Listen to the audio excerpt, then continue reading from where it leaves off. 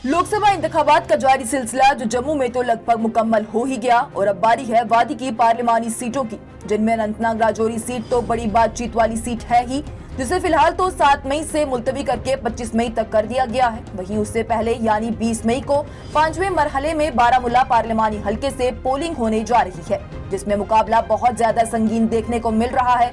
आज peoples conference के सरबराह Sajjad Ghani loan की जानिब से पर्चा नामजदगी दाखिल किया गया।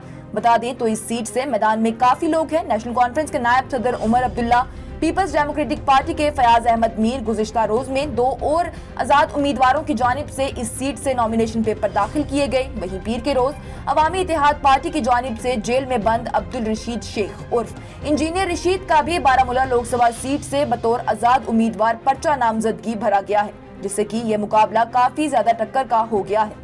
दरअसल अगर सियासी गलियारों की बात करें तो ऐसा कहा जा रहा है कि पीडीपी के उम्मीदवार फयाज अहमद की शायद इस सीट पर उतनी मजबूत पकड़ ना हो, पर एनसी नायब सदर उमर अब्दुल्ला और पीसी सरबराह सजाद गनी लोन के बीच में ये मुकाबला शदीद टक्कर का होने वाला है। एक वोट बड़ी अहमियत वाला होगा, एक वोट से बाजी पलटी जा सकती है। बता दें तो सजाद गनी लोन जब अपना नॉमिनेशन पेपर फाइल करने गए तब मुजफ्फर बेग और उनकी अहलिया और डीडीसी चेयरपर्सन बारामूला सफीना बेग भी उनके साथ गए थे और कुछ रोज कबल ही सजाद गनी लोन ने ये बताया था कि मुजफ्फर बेग और सफीना बेग की जानिब से उन्हें हिमायत दी जाएगी। इस मौके पर नामानकारों से बात करते हुए सफीना बेग ने कहा कि हम लोकसभा इंतखाबात में एक नई आवाज को मौका देना चाहेंगे ताकि वो ऐवान में जाकर जम्मू और कश्मीर के लोगों की बात कर सके। उन्होंने कहा कि मैं इस चीज पर यकीन रखती हूँ कि जिन चीजों से जम्मू और कश्मीर बिलखसूस कश्मीर के लोग गुजरे हैं वो सजाद गनी लोन ने बड़े ही करीब से देखी है, चाहे तशद्दुद हो, जेलें हो या उनके वालिद की हलाकत हो। तो ऐसे में वो यहाँ के लोगों के दुख को ज्यादा अच्छे तरीके से समझते हैं और ऐवान में बता भी पाएंगे।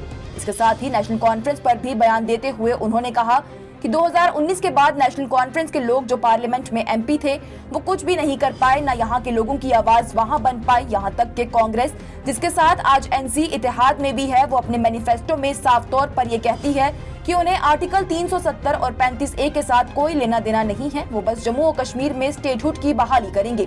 तो ऐसे में उनमें और बीजेपी में कोई भी फर्क नहीं है, ऐसा तो बीजेपी का भी कहना है।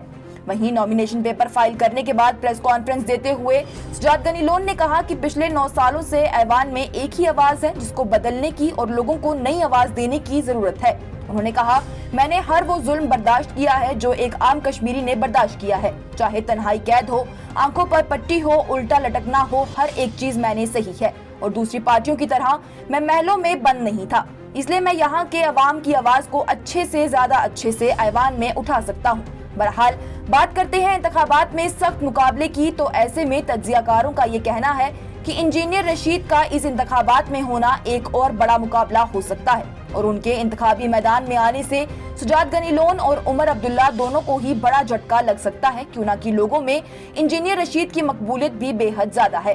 तो ऐसे में इस सीट पर होने वाले इंतखाबात काफी ज्यादा पेचीदा नजर आ रही है और ये मुकाबला सजाद गनी लोन, उमर अब्दुल्ला और इंजीनियर रशीद के बीच का बताया जा रहा है। हालांकि ये मुकाबला तो पूरी तरह से कांटे की टक्कर का है। अब देखने वाली बात ये होगी कि कौन सा उम्मीदवार ज्यादा लोगों के दिलों में घर कर पाया है और कौन आखिर में बाजी मार जाएगा।